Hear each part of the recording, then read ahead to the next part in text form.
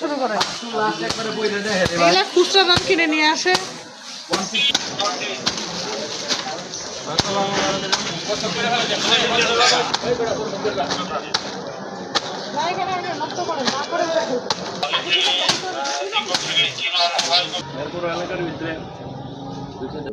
এই টঙ্গী বাজারে আমরা আজকে অভিযান চালাই। এখানে একটি প্রতিষ্ঠান সিলগালা করা হয় যারা অবৈধভাবে সয়াবিন তেল প্যাকেটজাত করছিল, এবং 3টি বেকারিতে যেখানে কোনো লেভেল ইউজ না করে পণ্য বাজারজাত করছিলেন।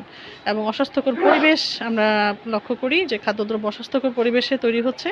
সেক্ষেত্রে এই 3টি প্রতিষ্ঠানকে 70,000 টাকা জরিমানা করা হয়, এবং আমাদের এই অভিযানগুলো অব্যাহত থাকবে। সিলগালা করা হয়, যেটা আমি প্রথমে বললাম যে সয়াবিন তেল তারা বাজার থেকে সয়াবিন তেল কিনে নিয়ে আসে বোতলজাত করছে, এবং সেখানে কোনো আসলে ফর্টিফিকেশন নেই, কোনো কাগজপত্র নেই, বাট তারা এখানে লিখে দিচ্ছে যে ফর্টিফিকেশন করা, ভিটামিন এ ডি এনরিচ, যেগুলো আদৌ সত্য নয়। সেক্ষেত্রে আমরা সেটি সিলগালা করি। ধন্যবাদ।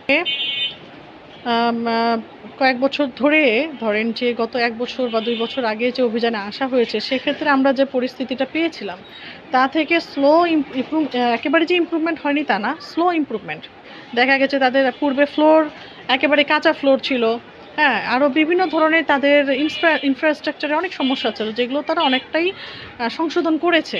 তারপরেও কিছু বিষয় তাদের এখনও দেখা যাচ্ছে যে সমস্যা রয়ে গেছে। তো এগুলো আশা করছি যে আস্তে আস্তে এগুলো ঠিক হয়ে যাবে।